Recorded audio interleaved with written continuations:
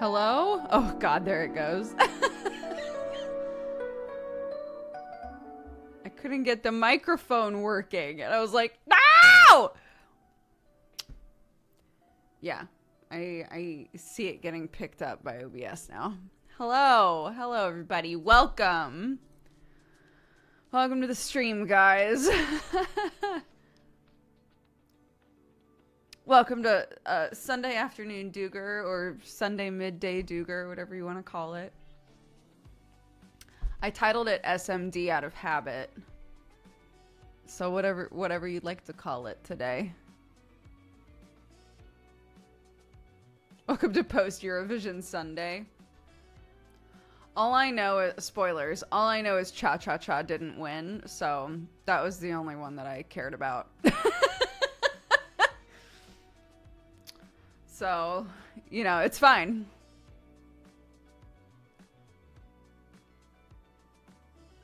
Thank you for caring about our song. It was the best song. It was the best song. It's fine. Everyone doesn't have to agree with me, but it was the best song.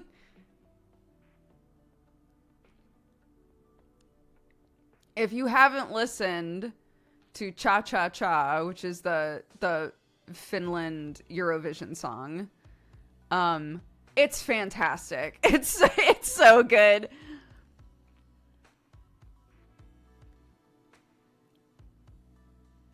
Cha cha cha cha cha cha cha. It's good. It has good energy.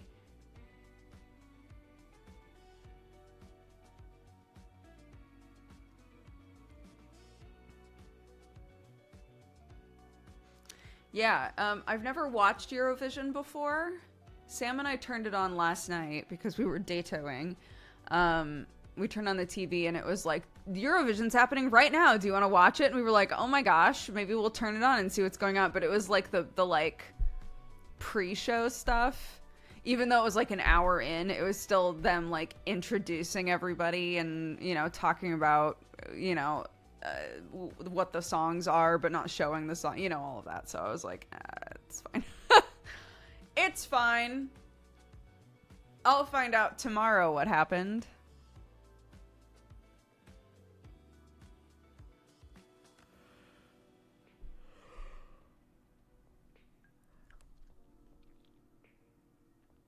I don't really get the appeal of it. I think there's something,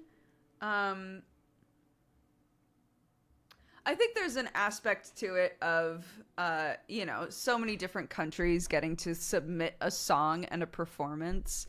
And it's become very, like, go crazy, right? Just like, go nuts, right? If you want to come with a bonkers song and a bonkers performance, do it. It's sort of like, so I never watched the Met Gala, but I love when people talk about the divide between people who go fully all in on the theme and people who just show up in like a tux, you know? And it's like, there's a divide there, right? There's people who are like, the Met Gala is supposed to be serious, and then people who are like, it's fine, I'm wearing bacon, right? And neither one is invalid. It's just one is more fun. And I think Eurovision, people really love to watch it because it's a bunch of different countries showing up and being like, here's a fun thing, you know?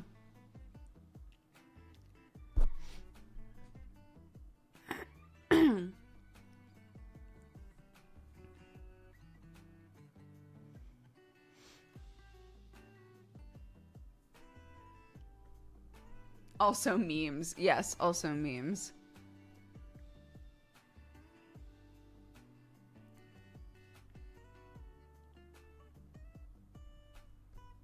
Yeah, if you want to watch just like a flamboyant, campy thing with a bunch of music and lots of different languages, it's, you know, there's Eurovision.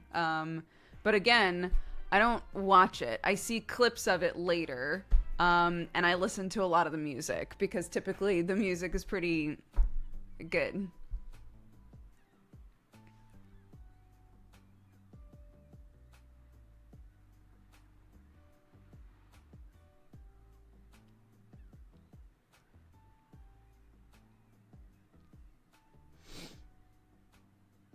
Hello there, gamers TM. Hello, everybody. Welcome.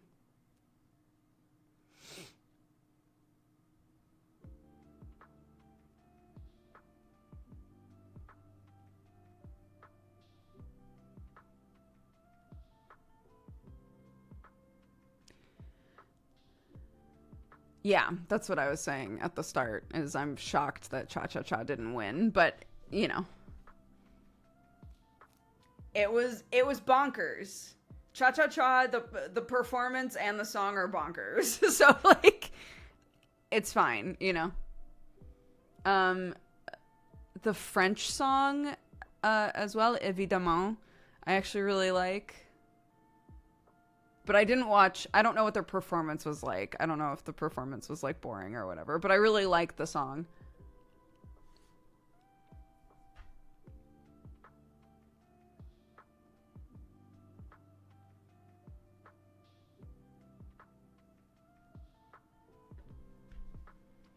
But yeah, later I'll probably wind up, you know, finding one of those playlists that's just like, here's all the songs, and just going through and listening to anything I've missed.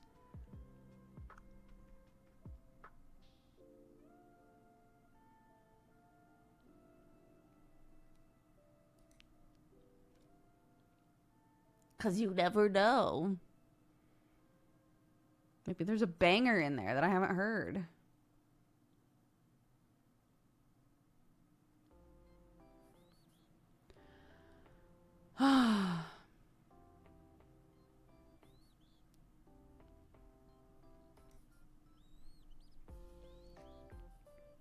Today, my in-laws are moving most of their stuff to the house, to the farm. So that's a whole thing. That's all happening while I've run away to do this instead. Yeah, it's beautiful outside. It's nice and warm. A bunch of people in the family were free, so a lot of people are helping. Not me, because I had to work, so but it's exciting for them to actually be, you know, starting to get set up over here at the farm. Love the gold chain. Thank you very much. It's to match my glarsos.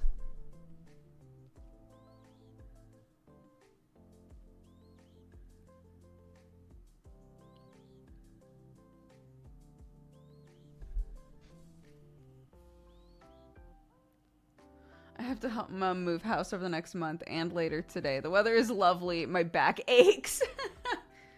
Our big thing right now is we don't have a working mower.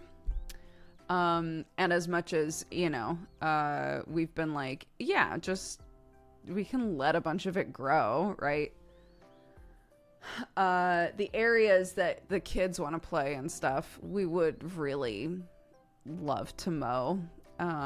Because it is getting, holy shit, this grass is getting so long. There have been a couple of nights that I've had to go out and like close the coop, and I, you know, if I fall asleep with Clark, I'll wake up at,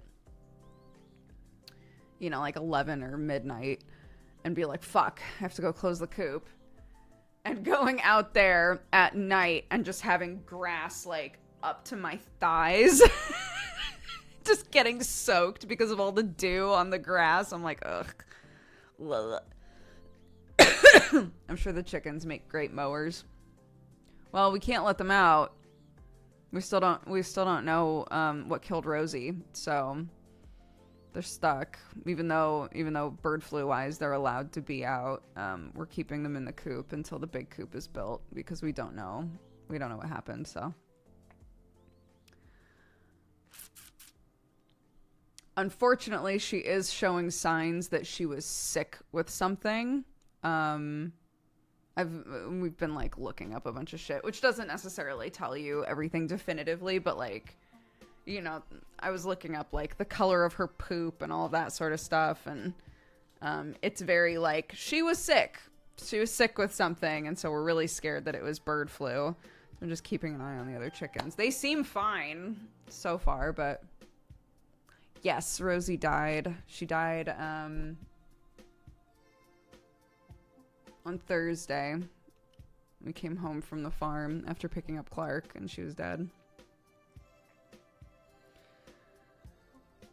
Yeah, I know.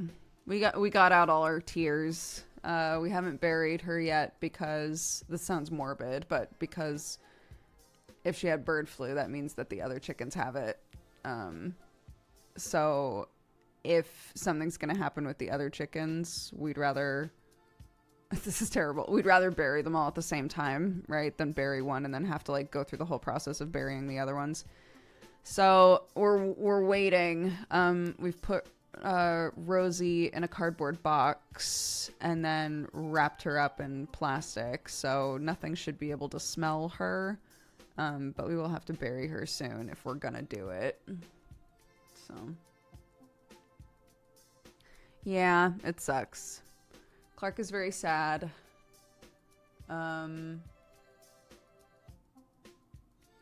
My mother-in-law is going to be getting a couple of chickens after the big coop is built. So, not trying to be insensitive with my child, but I was like, you know, if you want to go with Nanny and help her pick out her chickens and stuff, if you think that that would be nice to do, I'm sure she would love to have you come with her. If not, if you think it'll make you sad, you don't have to go, you know. So, we'll see. Do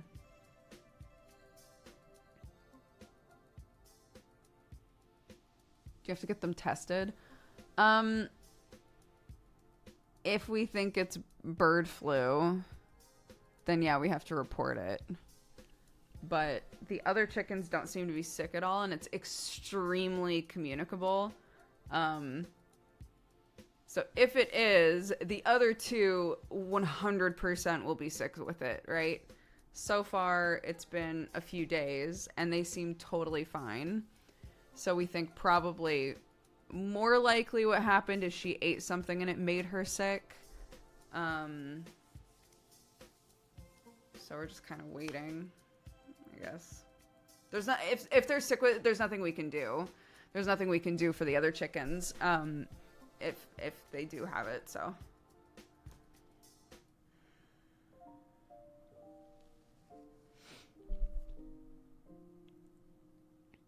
But fingers crossed that Rosie just ate something weird. That when they were grazing, there were nettles or something that she ate and it made her sick, and that's what actually happened, you know. We'll see.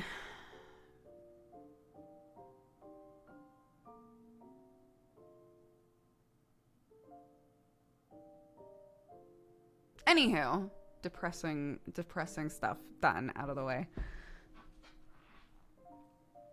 Other than that, yeah, we've had a good weekend. All of the red onions that were in my basket all sprouted at the same time. They're all like growing these really beautiful green healthy shoots. So I just peeled them down to like they're like individual stalks and plopped them in water. And I'm probably just gonna plant them.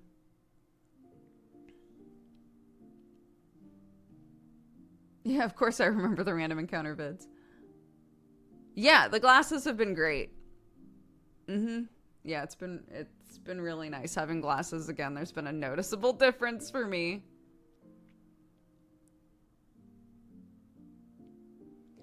Yeah, I was really surprised. I was looking because I sort of assumed that onion and garlic are okay to plant next to each other. They are not.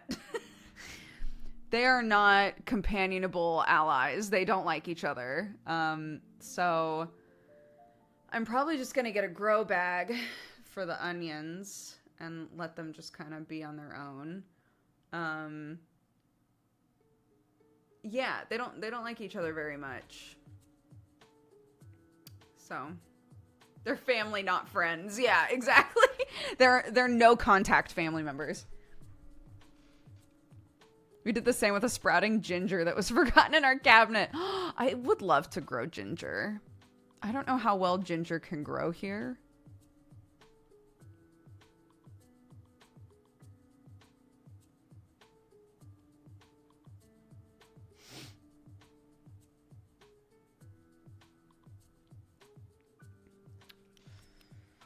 But yeah, there's an app that I got where you can, so far it's been good. It costs like a couple bucks, but it's called, in case you're curious, Veggie Planner. And it's an app where you can just like say what all plants you're like looking to plant in your garden, and it'll tell you which ones are beneficial to each other and which ones hate each other. It's very helpful.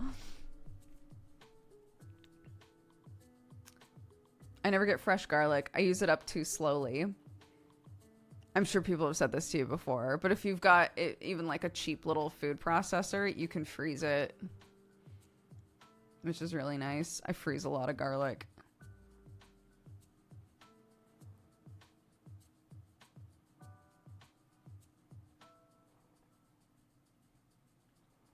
I did that with onion, put it in the water, got the roots, and then didn't do the next step. It became mush, and I had to throw it out. No! We're currently doing that with a bunch of rosemary. My mother-in-law bought me like a little rosemary plant and was like, propagate it. Take a bunch of them off. Put them in water. Propagate. We'll make a bunch of plants. I was like, okay. We're hoping, we would like to have just a bunch of really beneficial like bushing plants to put along the fence line. It would be nice if our fence line was mostly made up of stuff that we use, like plants that we use, you know? So we're going to be experimenting because there are a couple of rosemary plants on our property that are fucking gigantic. So we're like, if we could get that to happen, but like along the fence, it'd be great. We have so much rosemary.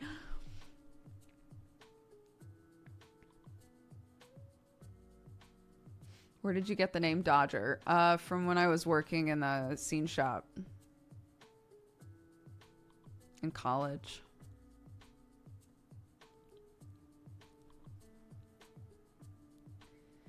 Yeah, I've got basil growing in the kitchen. I'm waiting until the stalks of each plant get like really nice and strong before I put them outside, because otherwise they'll just die. And then we've got a bunch of rosemary. We've got all these onions. I could plant the onions now, I think, but I don't have a grow bag anymore. So all of our grow bags got left outside and just like fell to pieces. I didn't know that they could do that because they're meant to just be outside, but whatever. I guess some sort of a bug really loved them and just destroyed them.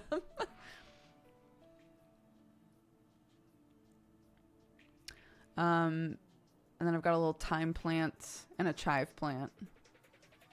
We're trying the chives again. I'm not planting blackberries. No way. That shit's so invasive. I do not have the strength to keep it pruned.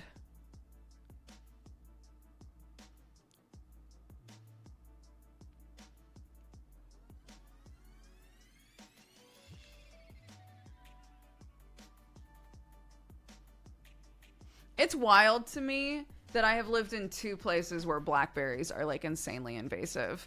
Where I grew up in Oregon, everywhere. They were everywhere all the time. It was always a huge hassle to try and like trim back the blackberries because they just tried to take over everywhere. We had a bridge in order to get to the main road. In our driveway was super long, and we had this bridge that we built, and once a year we would have to cut back all the blackberries because they would be growing into the bridge and like scrape up the cars. Nightmare. And then moved here, and it's the same shit here. Places where the blackberries grow, they are everywhere. It's crazy.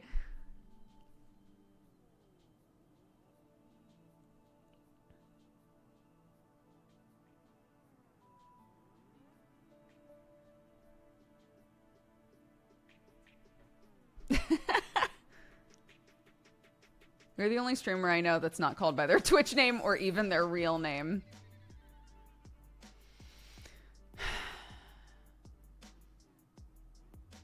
I'm trying to think. There must be other people where that's the case.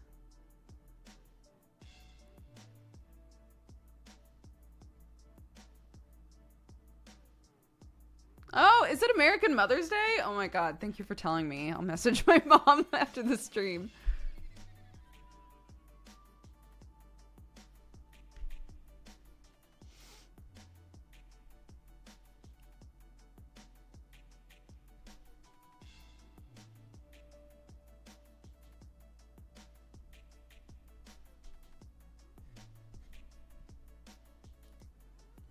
You don't call Dodger by her legal name. No.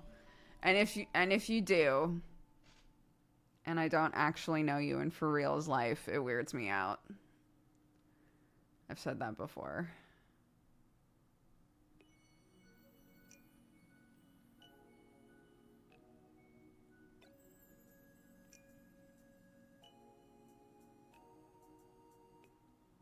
Yeah, well, and also like I was explaining, because somebody was like, if I saw you in for real's life and I called you Brooke, would that be okay? And I said no. And the explanation was that if you see me in real life and you say, hey Brooke, I will assume that you're someone I've met in real life before. And if I don't actually recognize you, that puts up like a huge wall, right? I will immediately be on guard, like, I don't know who you are, why do you know my name, etc., right? If you see me and you say, are you Dodger? That wall's not there. You're somebody who's seen me online before. I understand what this relationship is, you know? So, yeah. If you ever see me in real life and you want to say hi, I 100% encourage you to say hi. I would love to meet you. I don't mind that at all. But, you know, just like let you know, use the appropriate terminology so that I know what the interaction is, you know.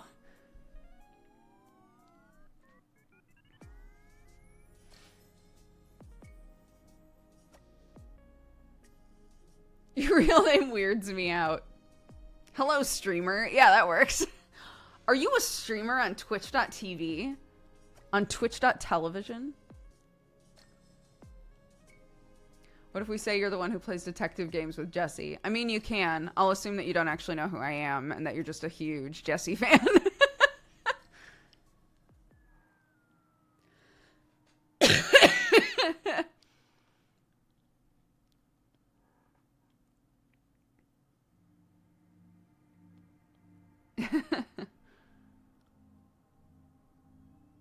Greetings, flesh tuber.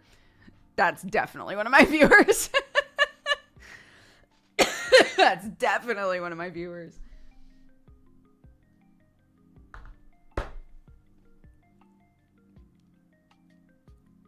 Do you ever get asked, are you press heart to continue? Never. No one ever asks me about press heart to continue. Well, I shouldn't say that. Occasionally somebody in chat will be like, are you ever going to do anything with that YouTube channel again? You know, but...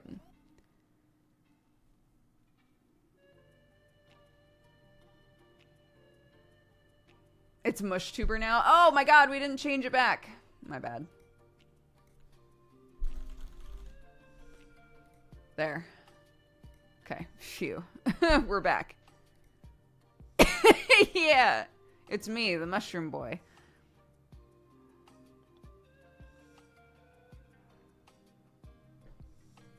I adore that Sam on stream watched a clip where I was VTubing as a mushroom and playing Hitman and just punching everyone and coughing psychotically. I love that that's the clip that he watched while he was streaming. He was like, I had to like desperately try to convince people who don't watch you that I'm not married to like the fucking biggest weirdo on the planet.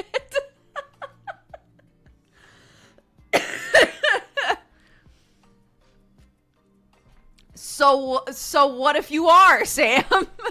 He was like, this is my wife.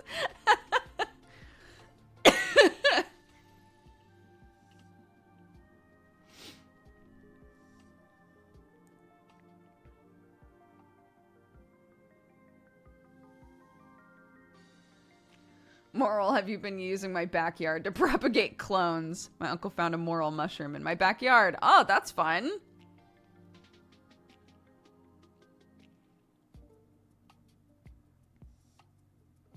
I'm charging my iPad right now to see if I can get a VTubing such and such working on it.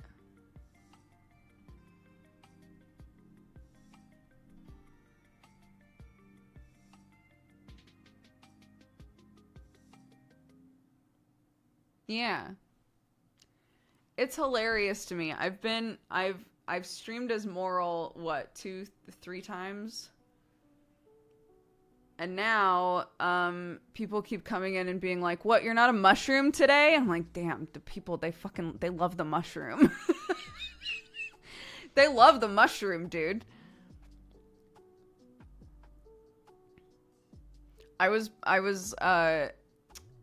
Twitch has an exporting option now to export your clips in a vertical format, and it's actually super easy to use. And you can like segment it into two things. Say like, okay, I want my webcam to be at the top, and then whatever. Yeah, it's actually it works really well. And I was messing around with it with some of those Hitman clips, and I was like, I can't export these and put these on TikTok, because then a bunch of people are gonna show up and be like, a human? I stumbled onto this on TikTok and was so excited for there to finally be a mushroom VTuber, and you're not even them.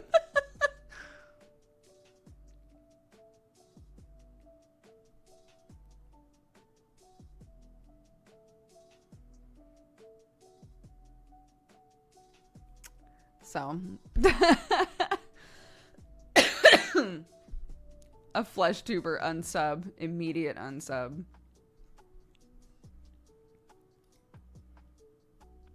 Yeah, look, when we start our moral Twitch channel, then I can start doing it.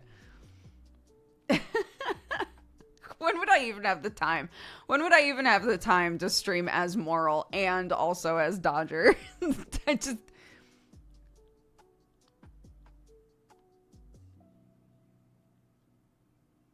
I love them though. They're a cute little guy. Oh, thank you. I washed it.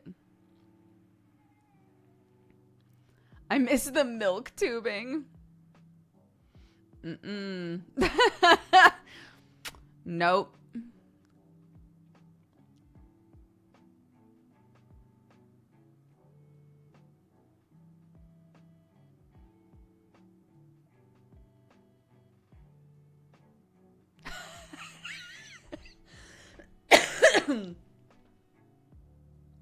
Mm-hmm. So only stream the once, you're saying, but have the version where I'm a human go to this channel, and then the version where it's turning me into a VTuber go to the other channel, is what you're saying. Mm-hmm, mm-hmm.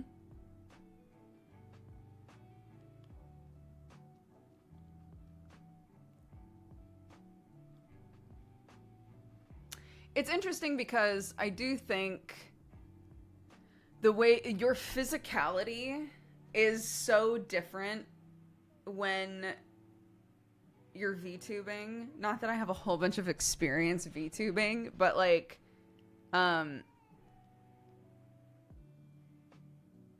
as Morel, number one, I don't have arms yet, right? So it's a lot of head acting, but you realize really quickly that the sort of things that you don't need to do in a big way when it's flesh, right?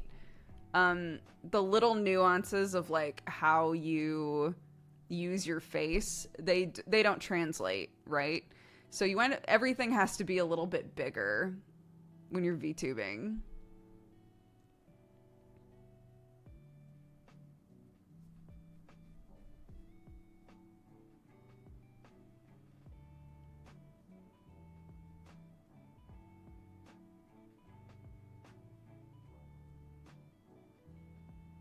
I was having trouble. The VC face has sort of an experimental thing where you can any expressions that are built into the model, you can calibrate your face and say like, okay, if my face looks like this, then swap to the happy one, right? And you're supposed to like make whatever your happy face is and move your head around and talk a bunch and like give it as much data as possible so that it knows when to swap to that face. I know it's in an experimental stage, but like it had a whole lot of trouble with me.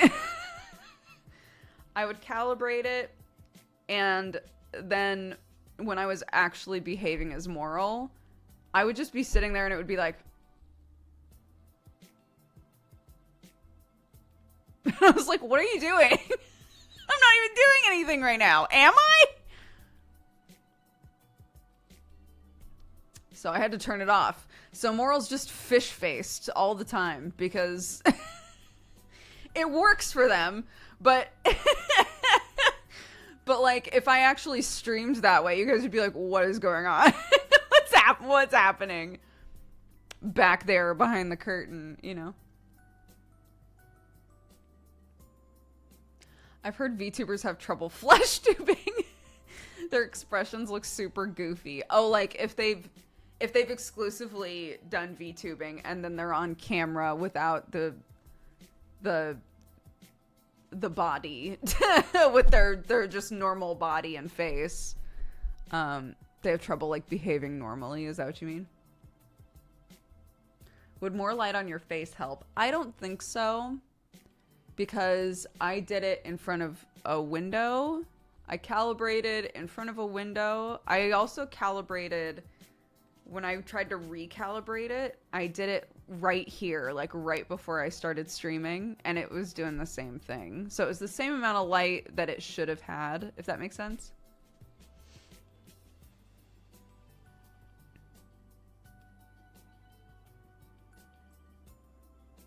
Zentrea, one of the VTubers I follow, said the term flesh tuber makes their skin crawl because it sounds like a horror term.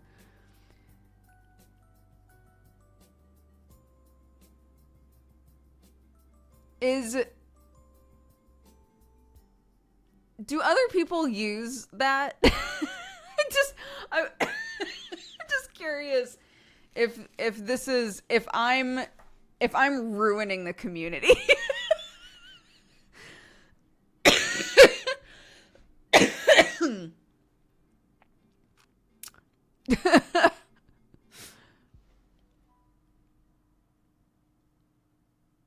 I feel like multiple times recently somebody's been like, yeah, so-and-so feels like this about the term flesh tuber. And I'm like, is that just a me call out?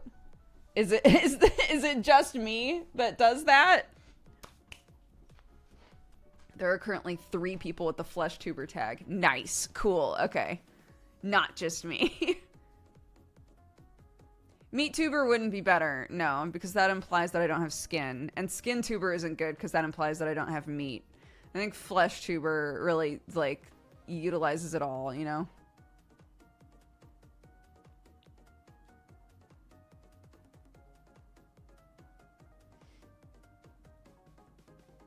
The flesh tubers are growing. Let's go, baby.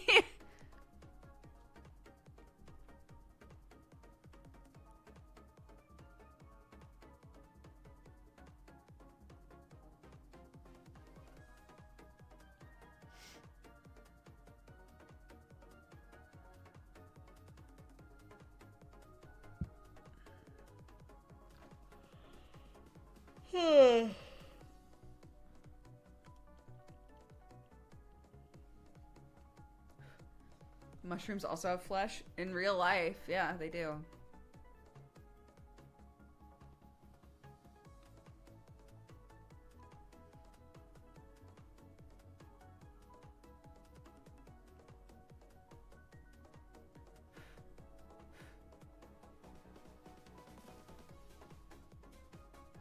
It's so weird when you've been wearing glasses all day and then you take them off and you're like,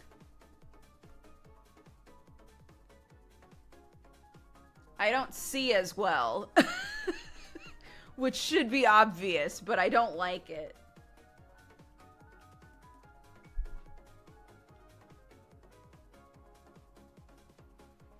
Yeah, I talked about Rosie earlier.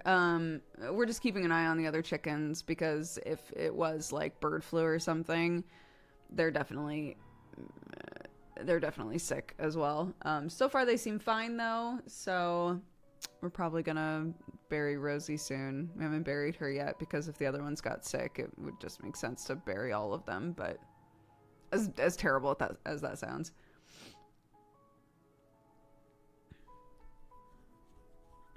One of our chickens died, and we don't know if she is sick or was sick, or if she just ate something toxic. So, don't you have to report that? If it's a disease, yeah. But we don't.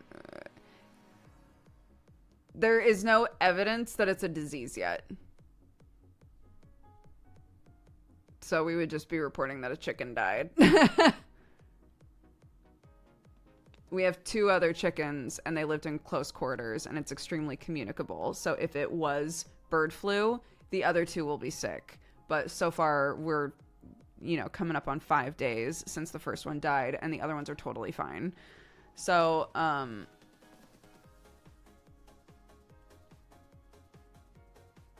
we don't have reason to believe that it's bird flu. We've just kept an eye on it in case.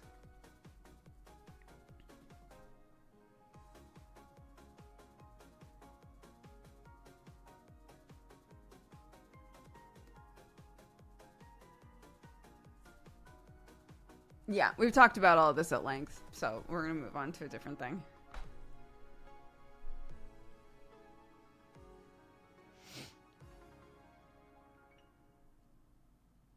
Hello.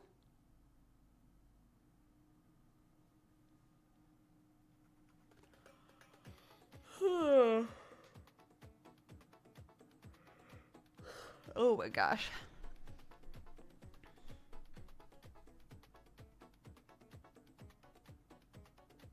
What games are you thinking about playing this week? I don't know. I'm not sure. I haven't really looked yet to see what's coming out. Yep, we've already planted flowers at the farm.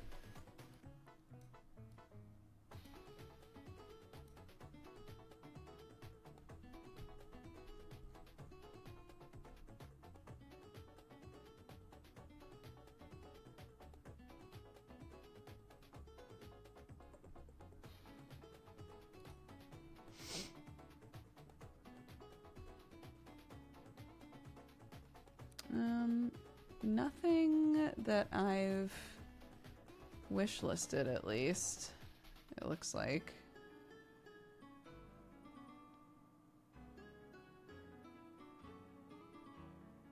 I might check out Hitman. You should. Honestly, Hitman was great.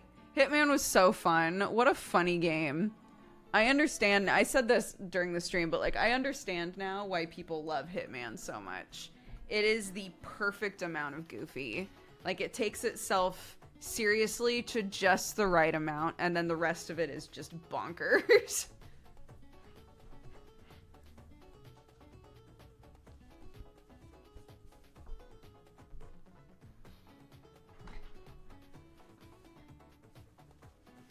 I did manage to rescue my Final Fantasy XIV account. Nice.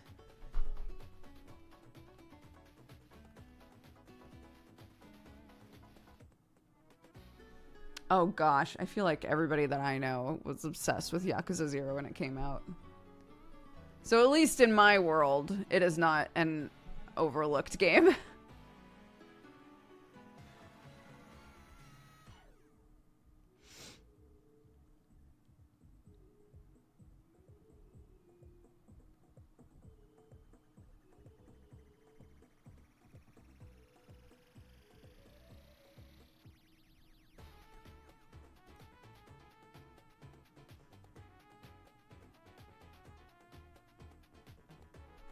Almost bought Hitman 3 because it was on sale when you played it. Yeah, the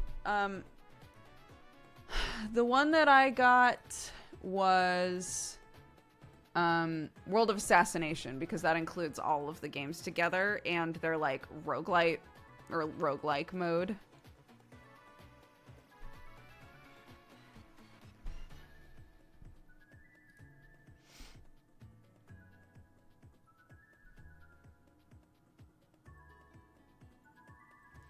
Yeah, this week we did the Case of the Golden Idol DLC. That was super fun. I hope that they continue to do other DLC packs. I think that would be really cool. Because they called it like a Golden Idol mystery or something like that, which implied to me that they planned on making more Golden Idol mysteries, you know? Cassette Beast was super fun. It's Pokemon. It's Pokemon, but like the setting is a world where everybody's been isekai'd there. Meaning, if you aren't familiar with that term, meaning everyone has been transported to this world with like weird monsters in it. So every single person you meet is from your world. You've all just been taken there. Some people have been there for 10, 20, 30 years. And you're just like the most recent person to come over. And no one's ever been able to figure out how to get home. And so as you play, you are potentially figuring out a way to get everybody home. That was really fun. We did Core Keeper with Sam, which was super fun. That was sponsored. So hashtag biased, hashtag ad, whatever. We played Core Keeper with Sam. It was my first time playing it co-op, and that was really fun. And they also, they just put out an update called Paws and Claws, and you can find eggs and incubate them and have pets and cattle. You can find cattle, and there are meadows, and it's cute. Fuck, it's so cute. And then we played Darkest Dungeon 2, which is so fun. I played it 2 days in a row. I was supposed to play Omen Sight, and I just didn't.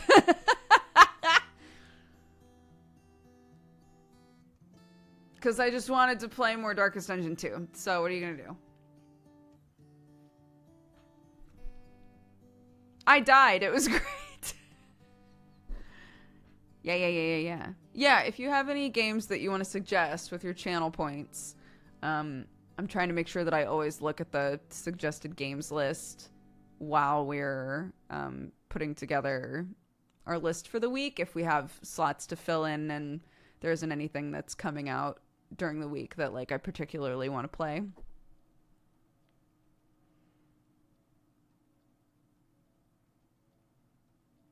Please, Mrs. Dukes was my mother. I want to play Core Keeper, but I want to wait for release. That's fair. I don't know. Have they projected a release? I have played Outer Wilds, and it stressed me out really badly, and I didn't enjoy myself. So I can appreciate that it's apparently a fantastic game. I gave it a good shot. The dryer won't turn on. Oh, great. Try resetting.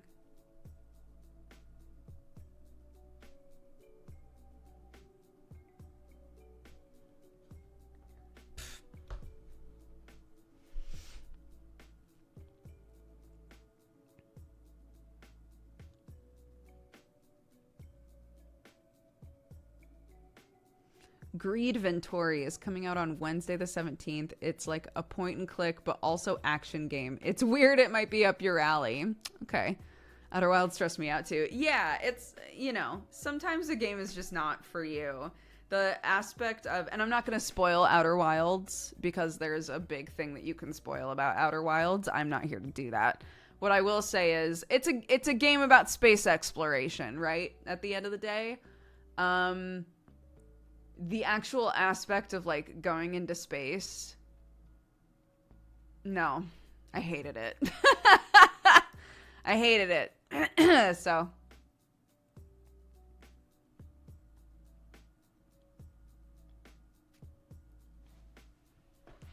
I feel the same about Majora's Mask. Like, it stresses you out. That's fair. Majora's Mask is a horror game, if we're being real.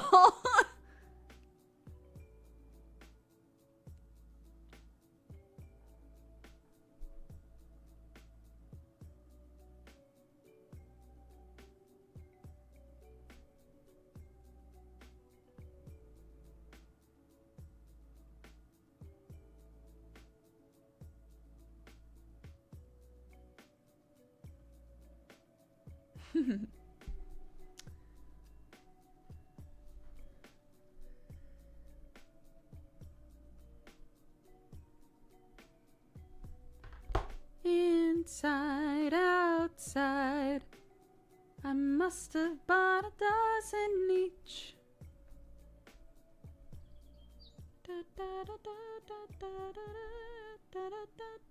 Okay, cool. The horror, but more the timer. In Majora's Mask. Okay, that's also fair. I can't play a game with any timer in my face. Yeah.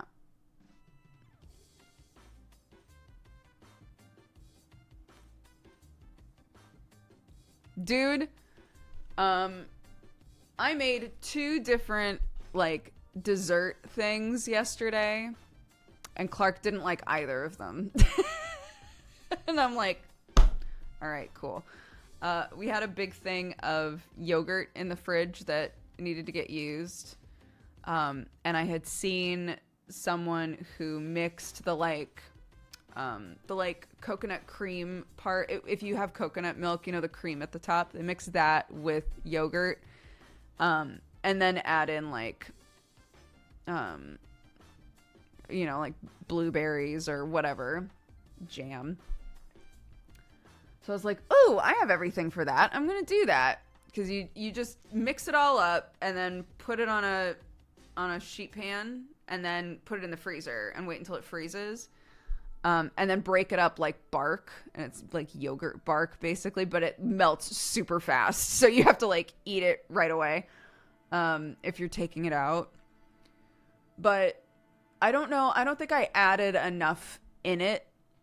It basically just tastes like yogurt, which is fine. If you like, you know, just normal sour yogurt, it's fine. It is not what Clark signed up for, which is totally fair. So I'm thinking about, because again, it melts super quick. I'm thinking about just taking all of it out of the freezer, putting it in a bowl and letting it just melt. Just waiting and letting it melt and then just adding more stuff into it and then refreezing it and seeing if that helps. So, we'll see. And then the other thing that I made was chocolate mousse. That was another thing to make with coconut milk. So it's coconut milk and cocoa powder and sugar and honey and vanilla.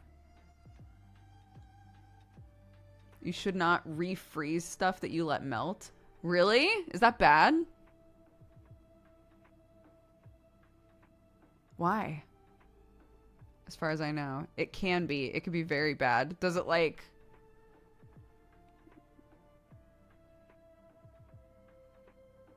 It grows all the things. Okay, never mind then. I'll just let it die.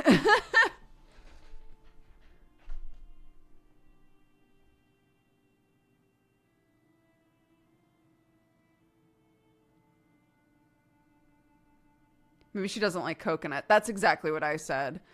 But we've also, we've tried making a chocolate mousse with cocoa powder and avocado and stuff, and she really didn't like that, even though she loves avocado. And then this thing, again, was primarily cocoa powder and coconut, and she did not like that either. And I was like, maybe you just don't like cocoa powder, because it doesn't, it doesn't have that, like, milk chocolatey taste to it. It's cocoa powder. But Sam and I loved it. So we had it after dinner yesterday while we were having our date night.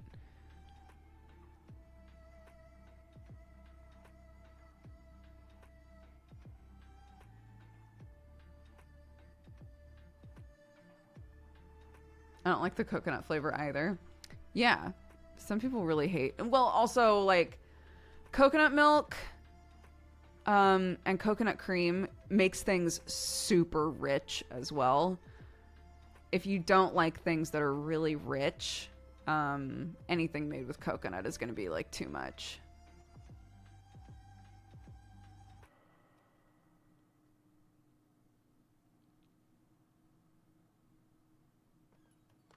But yeah, we made like a fried chicken in a gochujang marinade thing. And I really want to try doing it with tofu. I think it would work really well with tofu. And then rice. And originally, we were going to do cucumbers with it. And then the second I opened the fridge, I realized, oh my God, our child ate all of the cucumber. She loves cucumbers. I love cucumbers, but like dude. So she had just eaten all of the cucumbers. So we were like, okay, well, never mind. So we just had rice and the chicken and then the chocolate mousse, and it was very good. Yeah.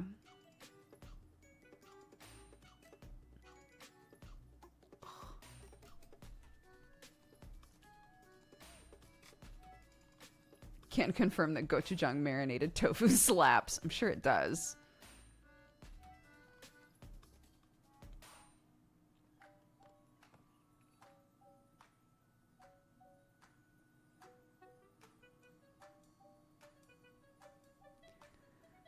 With yogurt and cucumbers. I don't know how to pronounce that. Yogurt, diced cucumbers, garlic, and mint. Ooh, that sounds delicious. Anything you're watching lately you've been enjoying? Sam and I are still making our way through Succession.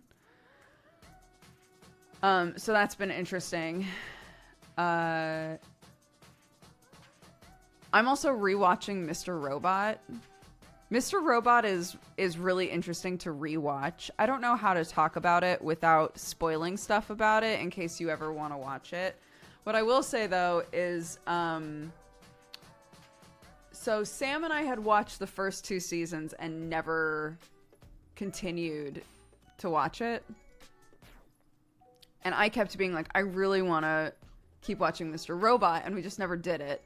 So I was like, fine. I don't think Sam is interested in continuing with Mr. Robot. So it's been years since I've watched it. I'm just going to start over from the beginning. And it's interesting watching it when you know what's going to happen in seasons 1 and 2. Rewatching just to like refresh what all was going on. I messaged Jesse because I know that he stuck with Mr. Robot the whole way, right? Like he was ride or die for that show. So I messaged him like, I have a question because I am rewatching the first couple seasons of Mr. Robot, and then I'm going to continue. I'm planning to continue watching it and actually finish it. He was like, okay. I was like, so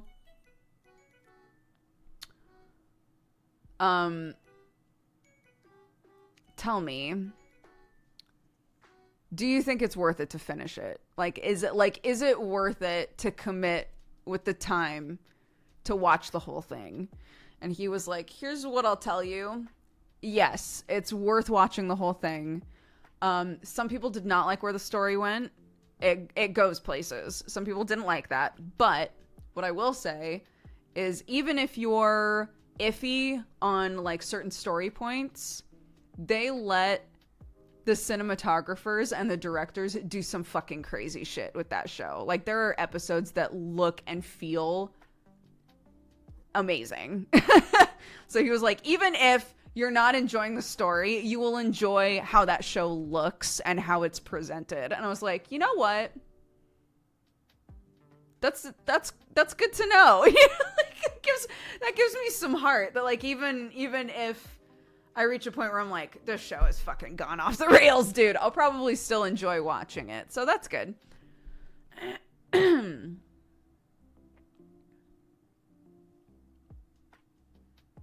So yeah, I'm halfway through the second season now, which again is just rewatching. And I don't remember how this season ends. I don't think. So, what's the show about? The show is about hackers. I'm trying to think of how to pitch this show, again, in a way where you don't spoil anything. It's about a guy named Elliot who is sort of a compulsive hacker. He works for a like tech security company, and he is very anxious, very does not like people at all, very reclusive. He has a lot of people in his life that care about him a lot. And you know, but he just like struggles with just, you know, doing like normal human stuff.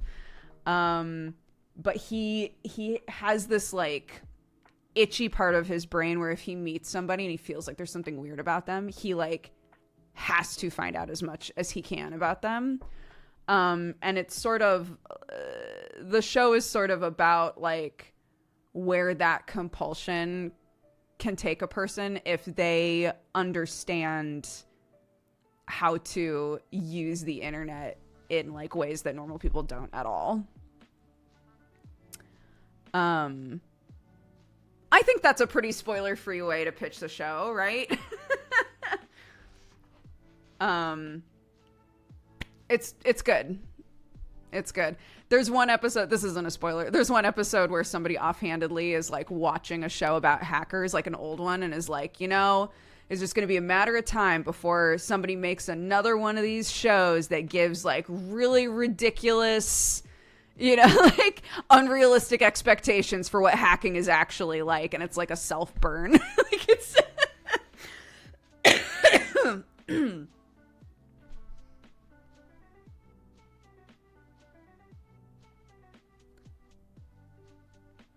It is present day, yeah.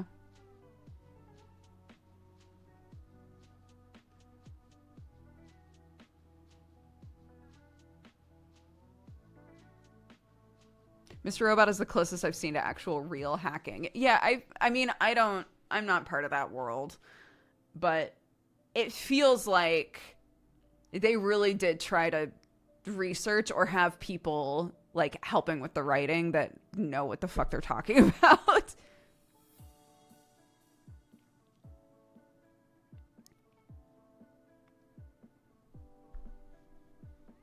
I've only seen the first season. I've really wanted to resume with a rewatch of season 1. Yeah, I'm rewatching. I just rewatched season 1. I'm halfway through season 2. It's been my like, because I keep doing this fucking thing where I fall asleep at like 8 p.m. and then wake up at midnight. I'll be like, I guess I'll watch a couple episodes of fucking Mr. Robot and try to get back to sleep, you know? But it is really interesting. I think you'll find it's really interesting rewatching the first season, knowing what's going to happen.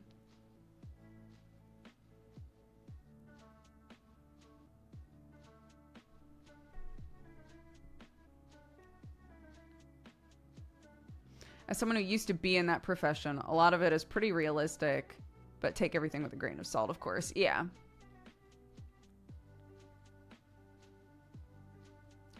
The director said he hated how hacking has been portrayed and he wanted to get it right. It's... yeah. I enjoy it. As a person who knows nothing about hacking.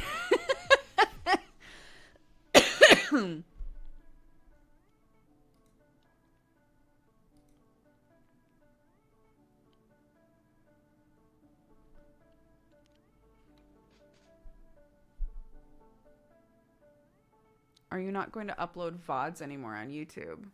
We're supposed to still be uploading VODs. I can check in on that. That's not me. So. Emma has been sick. Oh, that's true. Amariel got really sick for a while there, and he's the one who's been doing it recently, so.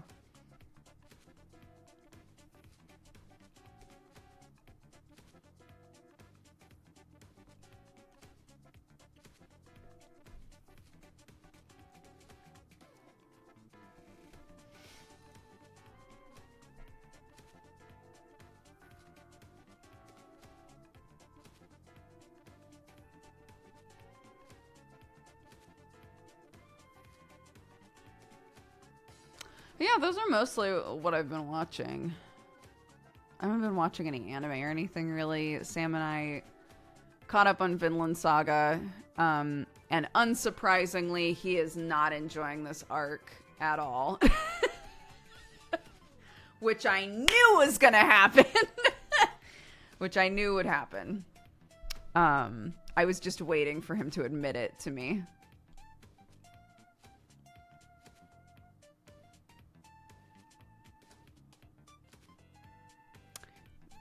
Yeah, Vinland Saga is my favorite manga. I really love the anime. For anybody who's interested in watching it eventually, just so you know, there's a certain point where the tone of the show takes a big turn, and like the interest of what the show is trying to do takes sort of a turn. And either it'll make you go, "Oh, interesting," and you'll still enjoy it, or you will hate it. And I know a lot of people who dropped the manga or dropped the anime when this arc started. So I've seen a lot of people be disappointed, but I love it. Me too. Again, it's hard talking about this vaguely, but like, I love what the beginning of the story offers. And I also love what the story offers moving forward, you know? It is progression in a direction that I think people who are really used to, like, shonen battle anime and manga and stuff are not used to a story progressing in that direction. And it winds up creating a situation where a number of people go, this isn't what I was looking for. This isn't what I wanted to watch, you know? And that's fine.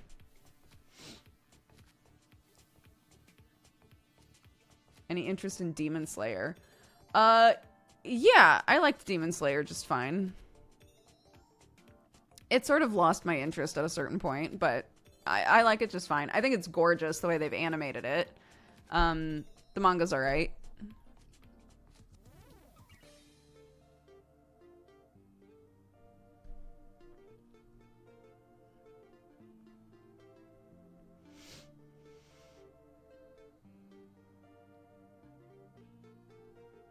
Ranking of Kings new episodes are out. I still have not watched that. I've heard it's great though. Oh my god, I cannot wait! I can't wait for Jujutsu Kaisen to start up again. I'll scream. It's gonna be great.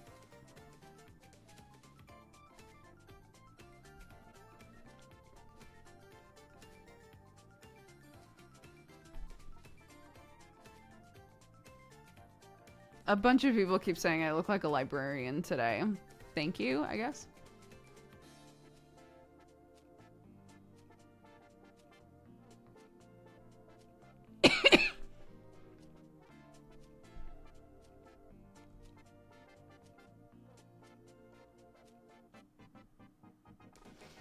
Yeah, no, that's, for me, that's also weird. Season 1 of Demon Slayer, I'll be straight up with you. Season 1 of Demon Slayer had a moment where I sobbed. Like, I was so invested. I loved it. The animation was incredible. The story just, like, hit perfectly right. And I just cried. Like, cried. Season 2, I have not watched a single episode of Season 2 that I've given a shit about. I don't know why. I don't know what happened. There's just a disconnect in season 2 that wasn't there in season 1. I'm not sure.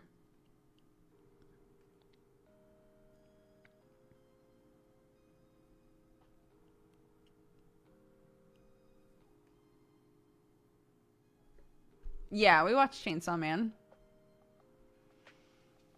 Chainsaw Man is like great and also really difficult for me to watch because I've read so much of the manga. So there's like a part of me that's on edge. You know, does that make sense?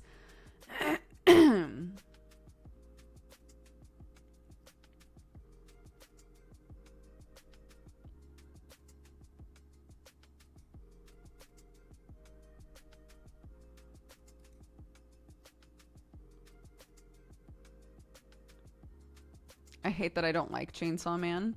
I think it's totally fair to not like Chainsaw Man. And unfortunately, it's one of those manga and anime where people are going to be like, "How can you not like it?" But like there's plenty about it that is not easily digestible or like entertaining, you know? It is totally fine to not like it. I'll be honest with you, it took me a really long time reading the manga. I kept reading it because I was really curious where it was going to go, but it took me a really long time reading the manga before I actually feel like I enjoyed it properly, if that makes sense. There was a lot about it that was off-putting for me. And I stuck with it because I had enough about it that was interesting. But I totally understand when people are like, it is not for me. I get it.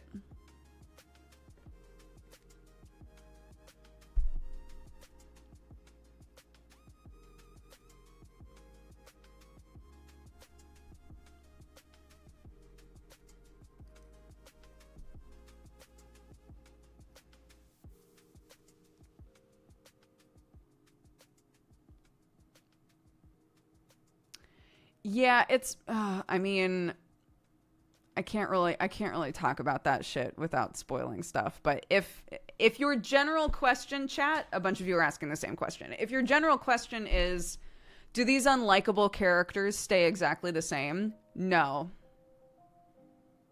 No, they don't. In Chainsaw Man, no. Everybody changes a lot. And that is why I like it now. That's why I like it now. But, you know, but you have to go on the journey with the characters to see that change happen. So.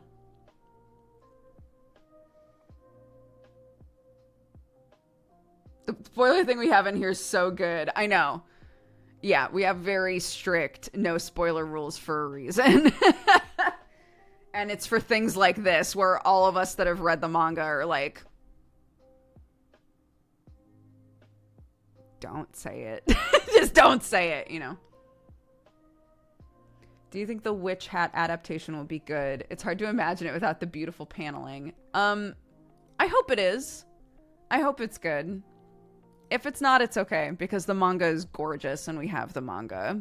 But I hope that it's beautiful. Because I love it.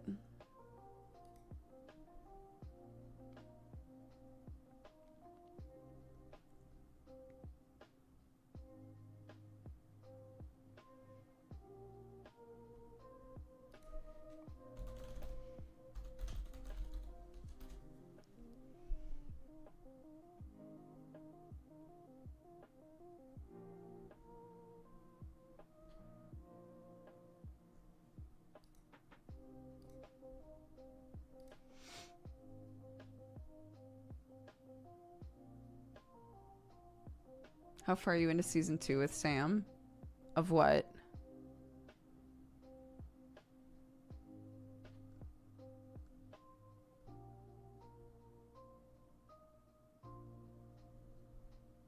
Vinland Saga? Oh, I don't remember.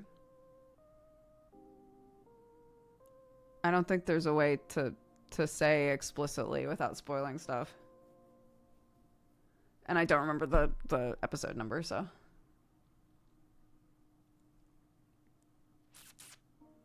Not super far. Just a few episodes.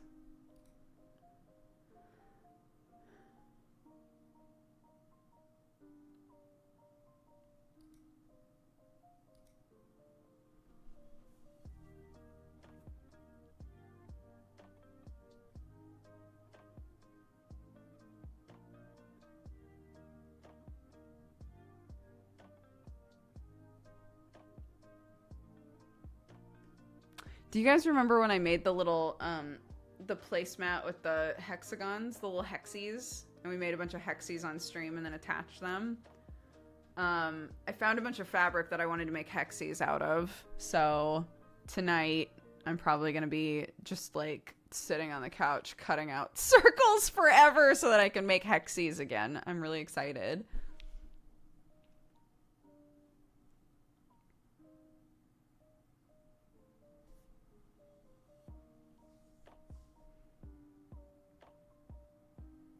Not a study hall, no. Just sitting on the couch.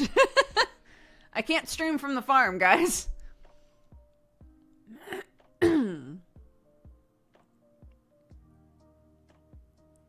Yeah, it should be nice.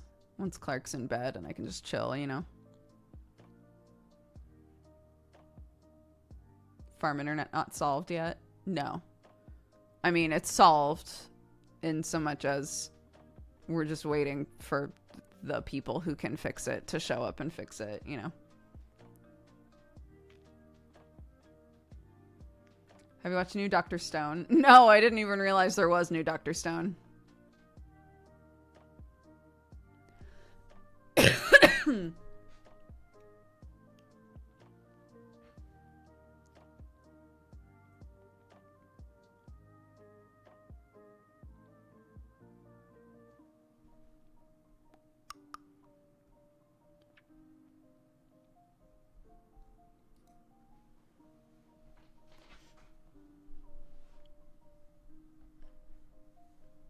Yeah, we've done the one stream, the Minesweeper stream, and it was crashing enough that it's not worth it.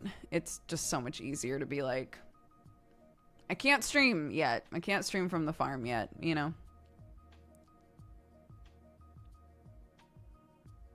Because otherwise it's so much like digital wrestling to get it to work.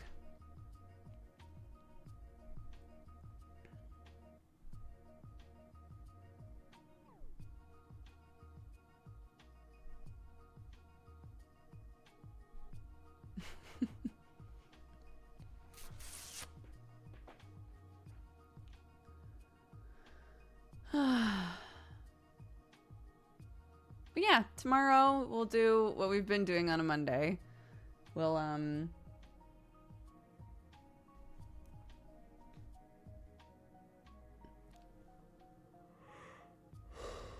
oh my gosh, my brain is not working. We'll make our schedule together and decide what we're gonna play and stuff. Today's Sunday. Tomorrow's Monday.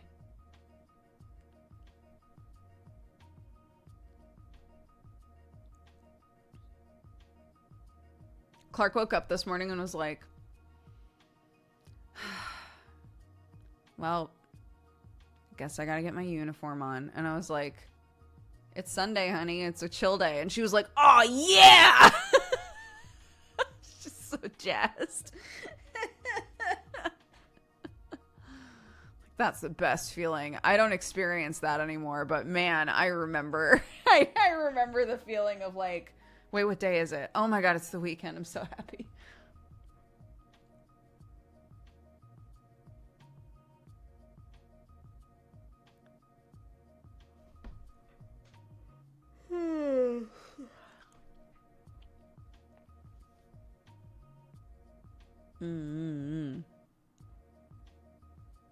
When I left, I was like, Clark, don't fall asleep. Sam, don't fall asleep. He was like, what if we just had a little nap? I was like, no.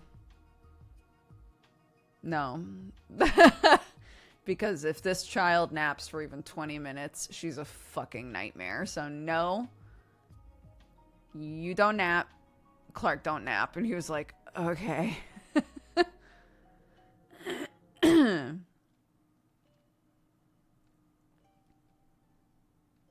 dangerous proposition. Sam and Clark together are such a like nap nightmare. And you would think, because I'm the sort of person that before I had a kid, I took a nap every day. Love a nap. Oh my God. 4 o'clock was sleepy time always for me. But that's just not my life anymore, right? I can't take naps. So Sam and Clark, they have this like specific snuggling position where both of them just fucking pass out almost every time. And I was like, don't do it, dude! Don't fall asleep. Unless you want to stay late and do bedtime, you better not fucking fall asleep. Because I ain't dealing with it.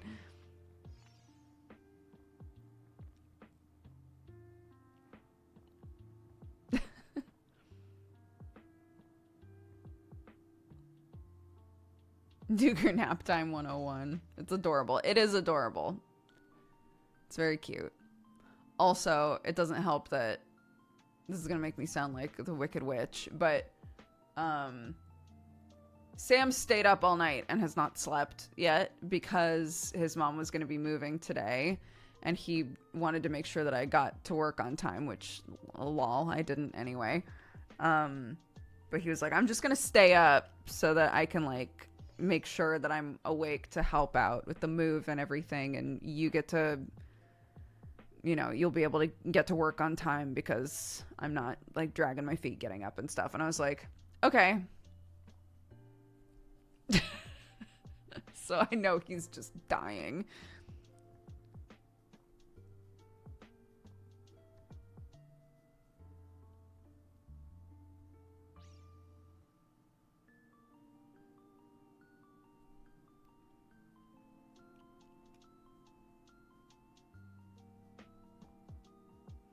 That sounds like a bad idea. Sam is constantly in a state of having a terrible sleep schedule. Always. And so he can typically tell if it's gotten to a point where if he goes to sleep, it'll be almost impossible for him to wake up. So he's an adult. If he's gonna say, you know what, in order for me to like do the things that I need to do today as a husband and a dad and a son, I'm just gonna stay awake, because otherwise I will not be able to be an attentive dad. I will not be able to, you know, get up and be there for my wife. I won't be able to unzombie myself. So I'm just gonna stay awake. If that's the choice he's gonna make, in order to do what he needs to do, then, you know.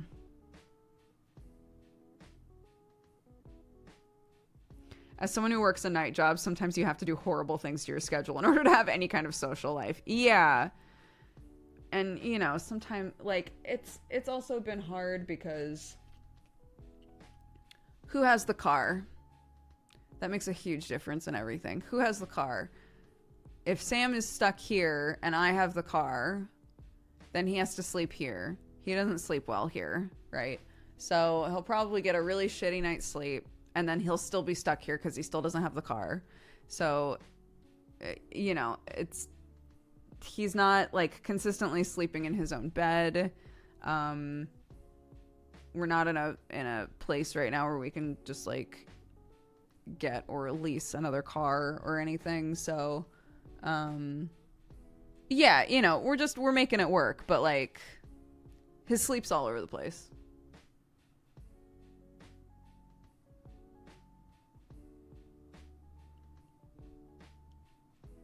Is the shower a good size for him at the farm? No. We were literally just saying, because he went to take a bath and he was like, I can't even, my shoulders don't fit in this bath. So if he's trying to lay in the bath, his shoulders are too wide for him to just like sit in the bath. So I think that's going to be probably our first like big home reno thing, is to just rip that tub out. And there's a thing at the end of the tub. We can rip that out as well. It does not need to be there. Just rip all of that out and just put like a big wide tub in, so that Sam actually, for the first time since we've ever lived together, have a tub that he fits in comfortably.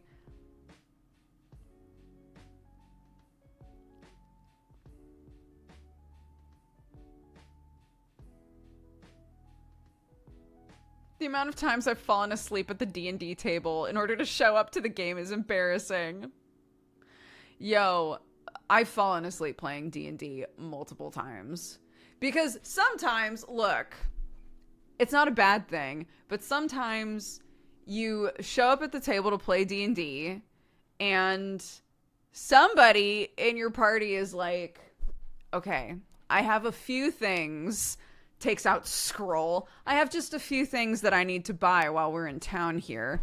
And they'll like take so long stocking up on stuff or like talking with NPCs, and you're just like, I am going to fall asleep. Like, I cannot stay awake for this. There was a whole my very first DM, I can't remember why it was happening, but he was like, okay, well, these two characters have successfully conned this like rich guy into giving you guys a base, like a home base in this town. And we were like, okay, cool. And he was like, so we're going to spend a little bit here deciding exactly what the base looks like, what's in the base, what we're doing with the base, all of that sort of shit.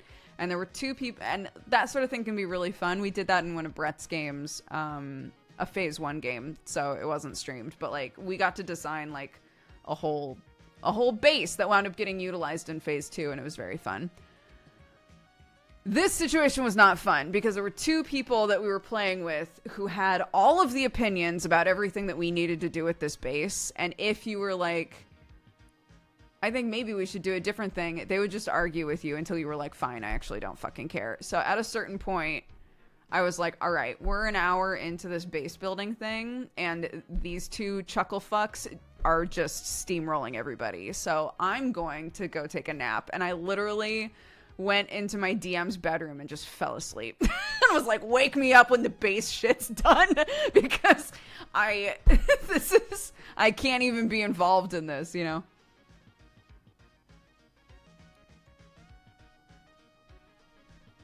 Yeah, I feel like OLG, in Godforged, OLG was always the character, oh, not the character, it was always the player that had like a full list of like, these are the things that we still need to get, these are those story threads that we still, you know, haven't pulled, these are the people that we still need to talk to while we're in this city, like all of that sort of shit. And I could always tell if she had a little checklist of like, okay, while we're in, you know, Oldbridge, I really need to talk to these people. She would do that. Yeah, she would be like, does anybody else want to come? You know, like invite other PCs. Like, does anybody else have a reason to talk to this character? I'm going to go here and, you know, this person in the past had weapons. Does anybody need like a weapon enchantment? You know, would like just try to get the rest of us involved, because I could tell, or I think everybody could tell, that she felt bad. She was like, I have a list of things that we really need to do while we're in this town, but if no one else comes with me, it's just going to be me RPing with Joe for this, for like, who knows how long while I'm getting this done, right?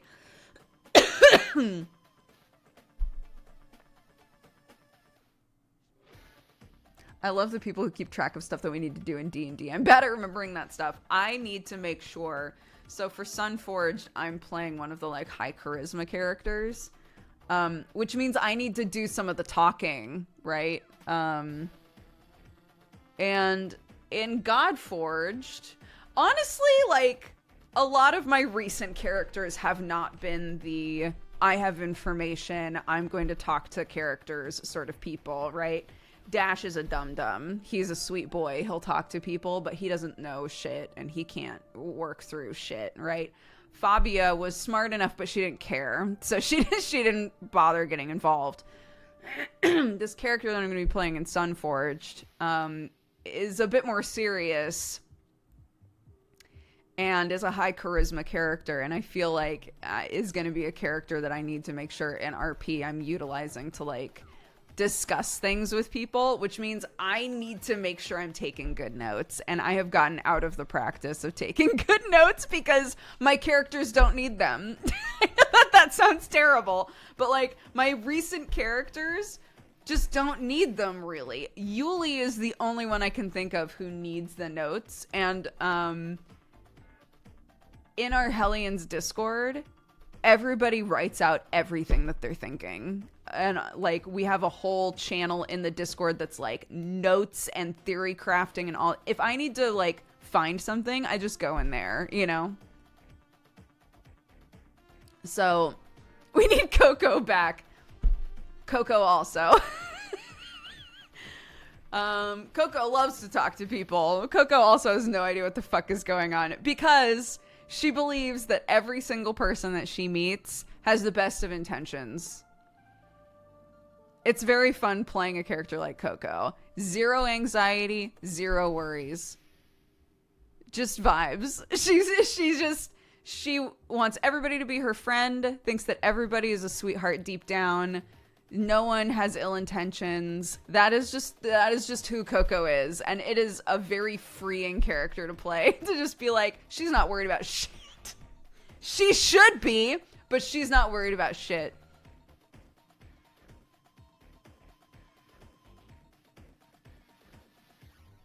Head empty, heart full. Yeah.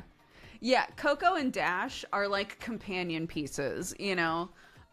Coco's head is empty, but, you know, like there's no worries about it, right? Dash worries about everything. Dash is worried all the time. Dash doesn't trust people. Dash has a bunch of traumatic shit that he's working through. Not Coco. Coco's had a great life. Coco's doing great. She loves everything. She loves everyone. She's having a blast. They're both stupid. They're, you know, like, if this is one of those sorts of graphs, they're like this.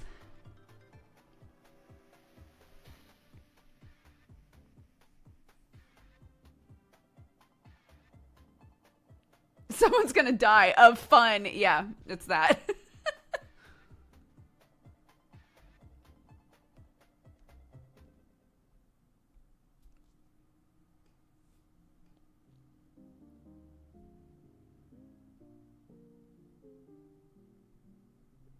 These are all the Dodger personalities and or past jobs.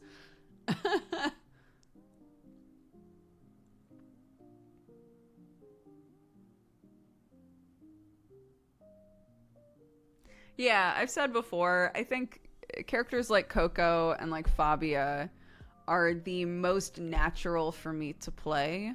I don't think that they are the most interesting characters for me to play, but they are the most natural for me to play. Just sort of like carefree, you know, just generally happy, kind of mischievous, like goofy characters. I love that. That's very like,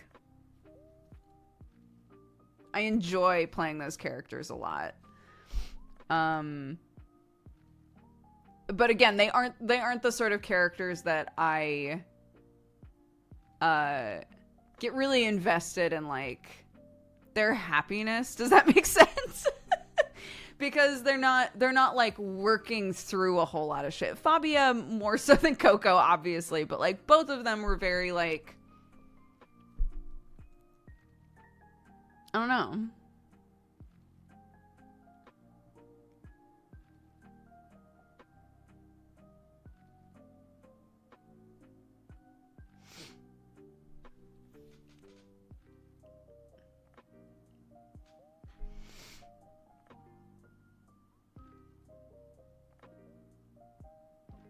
Call the funbulance.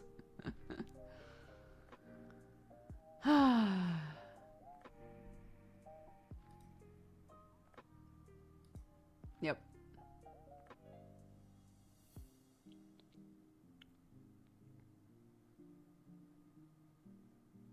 I'd love for Coco to meet Haruka's altered ballad kobold.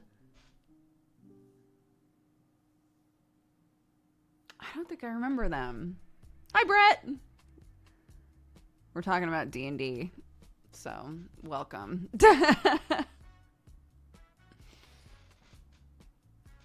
My favorite topic. I was just saying that for Joe's next campaign for Sunforged, I'm playing like a high charisma character, and I'm gonna need to take notes. And I was like, I haven't had to like really take notes in a very long time because Dash doesn't know what the fuck is going on most of the time. Coco definitely doesn't know what the fuck is going on ever. Like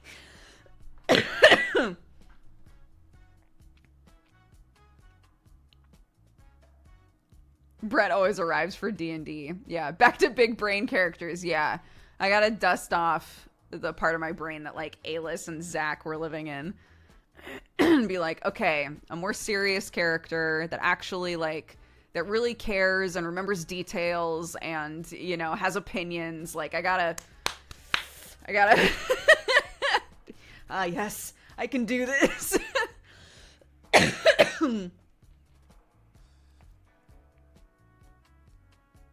I loved my barbarian. No notes ever. Hit like a truck, though. Yeah.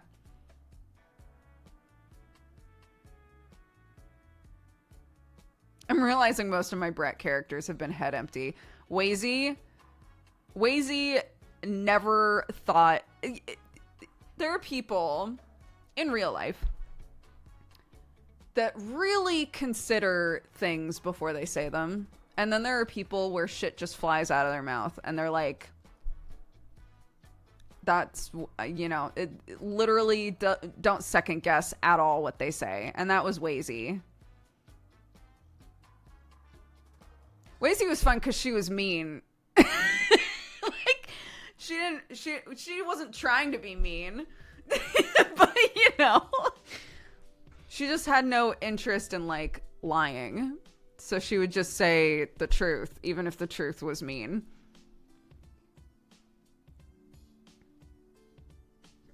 It was funny. I remember you saying it was difficult starting as Dash from Alice. As someone who doesn't know what's going on. Yes, I had a lot of trouble with Dash at first. Because the inclination from playing characters like Alice to be like, I'm involved, right? I have opinions. I want to help. I know what's going on, right? I'm smart. I'm all of those sorts of things that made up a character like Alice.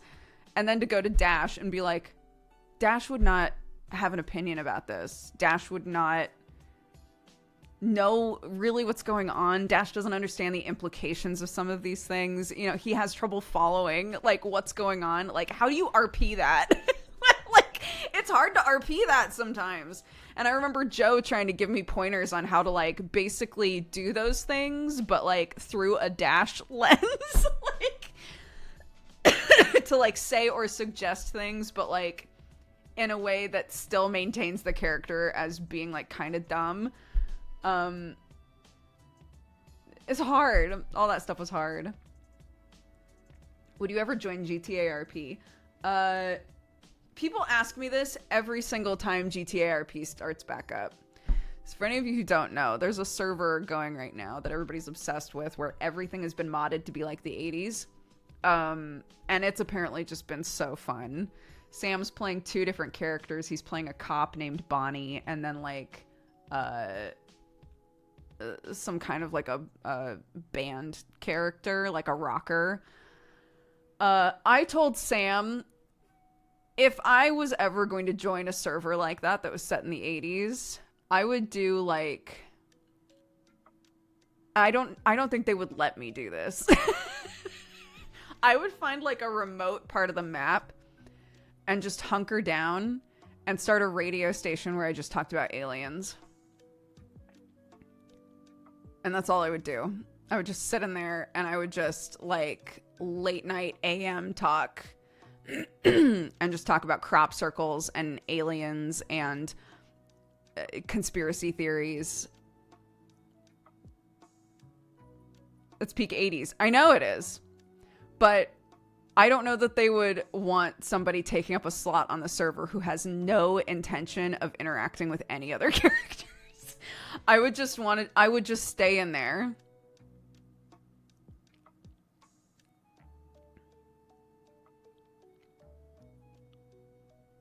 Yes! I was gonna say Art Bell, and I didn't know if that was like a weird reference. Yes. I want to do that.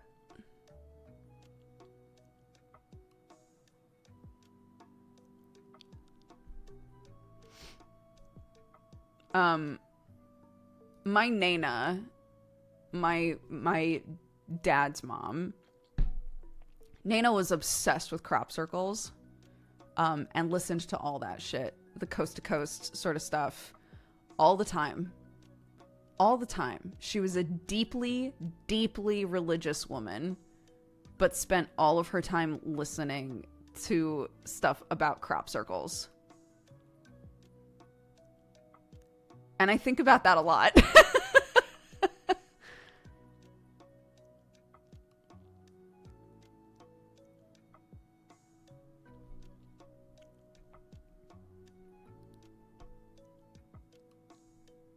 They are, crop circles are fascinating. All of that sort of stuff is interesting, right? So she was like obsessed with them. But yeah,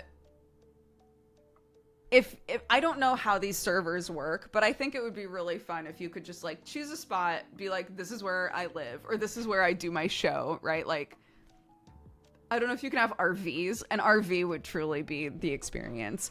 But if you could be in an RV and then just broadcast on a radio station and just talk shit about aliens and ghosts and stuff, and take callers, and the callers could be other players. I don't know if that's a thing you can do, but if it is, that would be amazing.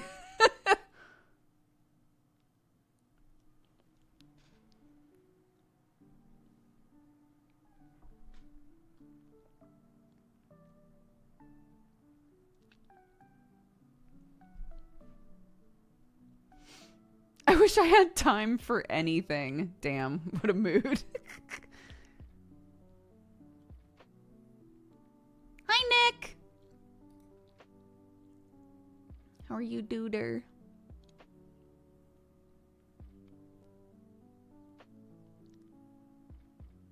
I also wish I could interact with more than 6 people without getting overwhelmed. That's also totally fair.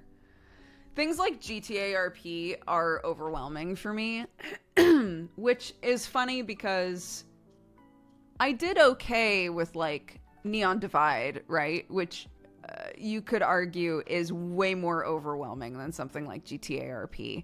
I think because of the amount of viewership that things like GTA RP get, that's one of the places that the like nervousness comes from, I guess.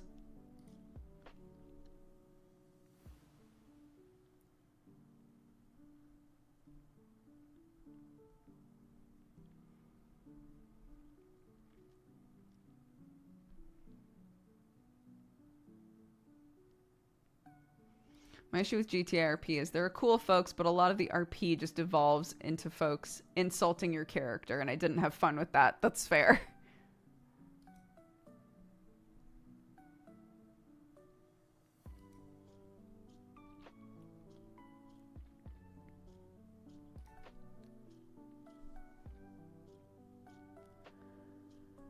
Are you growing your hair out?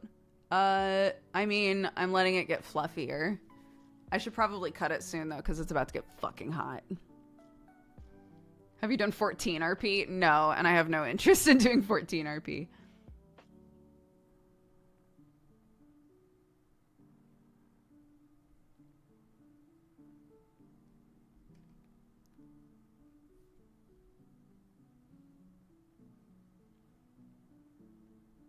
Audiences get super weird about GTA RP. Oh my god. I remember there's been plenty of drama with GTA RP stuff with like I'm surprised that this sort of stuff doesn't happen with D&D more often, to be honest.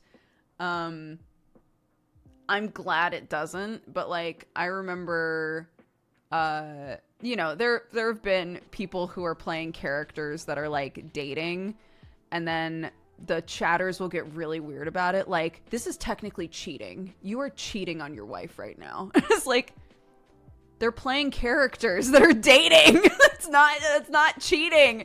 It's like that sort of shit is so weird. Yeah, I'm surprised that sort of thing doesn't happen with D&D more often. I'm like, thank God it doesn't.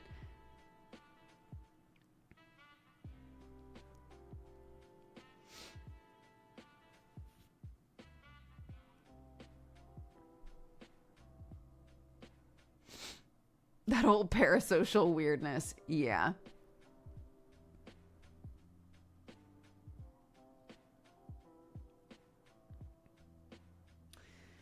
Yeah.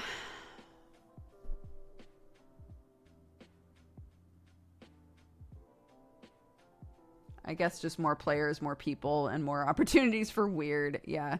Critical Role got that way in the first season. Did it? I've never been part of the Critical Role thing, but I'm so excited for next Deadbeat session. I've been working hard on it all morning. I'm so excited. I'm excited too. New Deadbeats. Love it. Yeah, there's nothing stressful going on right now. Deadbeats is fine.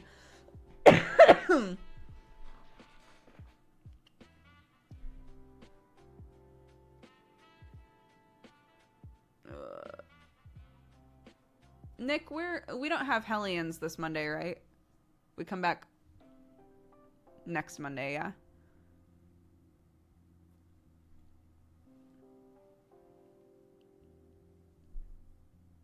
Masay has been telling me that you and her were freaking out about an item that appeared.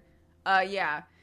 I freaked out about it with Masay and with Summer a little bit, but mostly with Masay because of misdemeanor.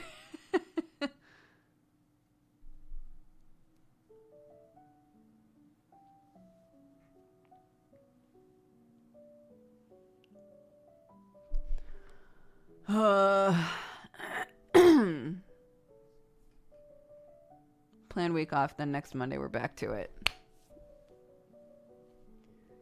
D&D coming back, baby. Yeah. I think not today, but next Sunday, I think, is the Twilight one-shot that Joe's doing. I'm still trying to decide what Monster Hearts class I want to be.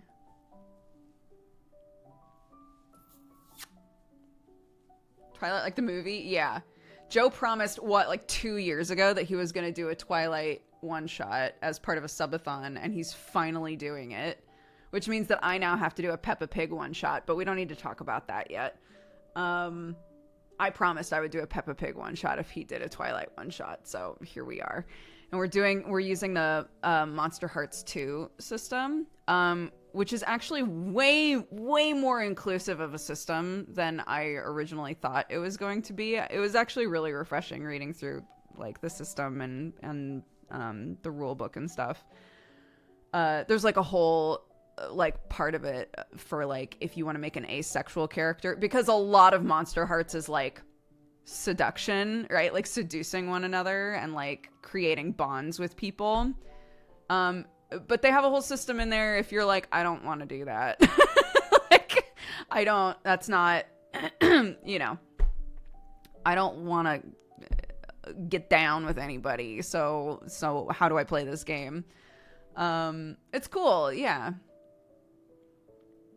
But I have to figure out all of the classes are different types of monsters. So you can be vampires, werewolves, ghosts, ghouls. You can be infernals, which are, you know, like demons,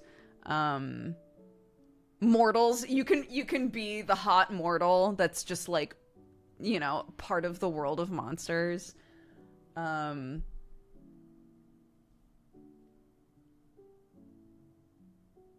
So I'm trying to figure out what to do. I know because we're all trying to be different, like archetypes as well, like high school archetypes, or college archetype. I don't know. Whatever. So I want to be like the super nerd. And I feel like being the super nerd with the powers that the vampire gets would be really fun. But I haven't solidified it yet. The super nerd. Yes. Yeah. You know, just like the person who's like, it's lunchtime. It's time for me to go to the computer science lab and play StarCraft. I want to be that character. It's like, all right, this is how I would like to use my time off. Super nerdy vampire sounds awesome. I think so too. I think that could be really fun to have like all of these abilities that are like super seduction abilities, and like there's just something about him sort of abilities, but like be pulling out just like trivia facts that no one gives a fuck about. like I think that would be really fun.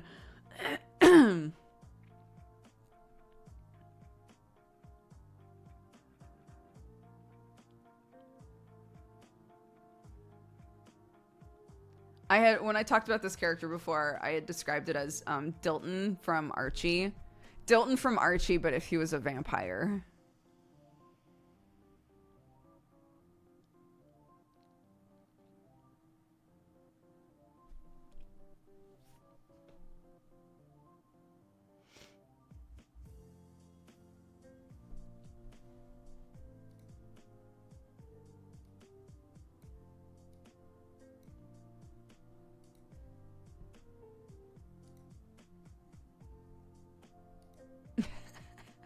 Bunch of Zacks in there. Y'all goofy. All right. I should probably wrap up. Oh.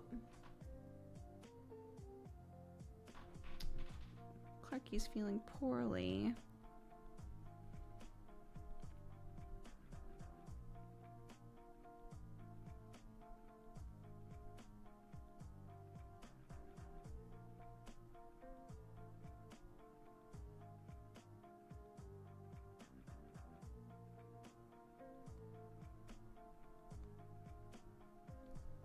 Oh, poor baby. She was literally bouncing off the walls before I left, so that happened quickly. I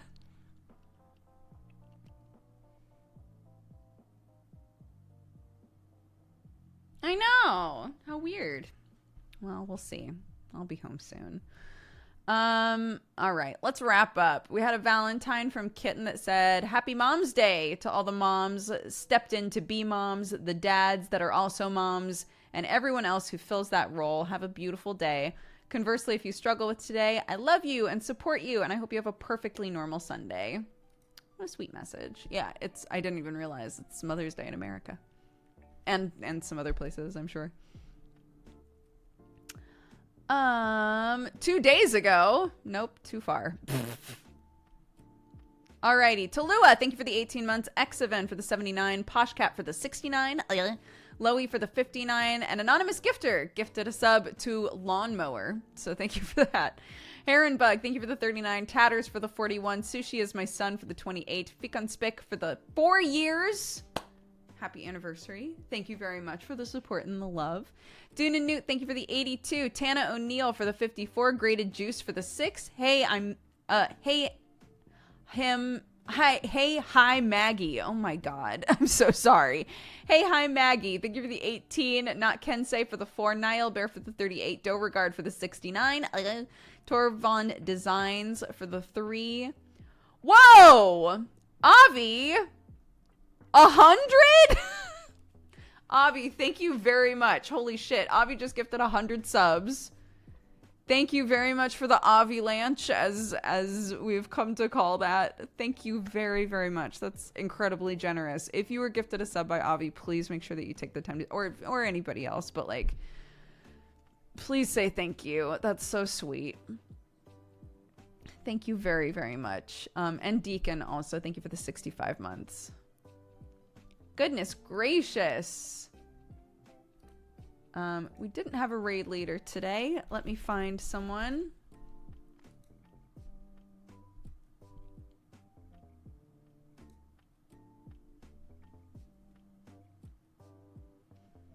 Bum, bum, bum, bum, bum.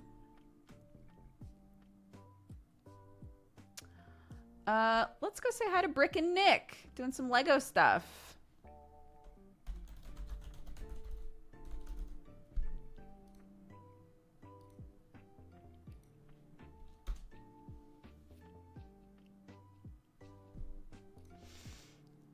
Okie doke.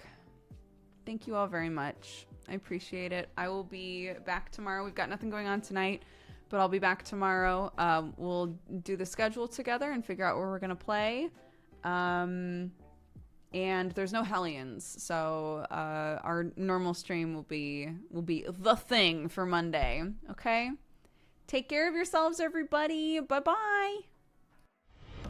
Welcome, you fine cat-loving coffee. Avi gifted 100 subs.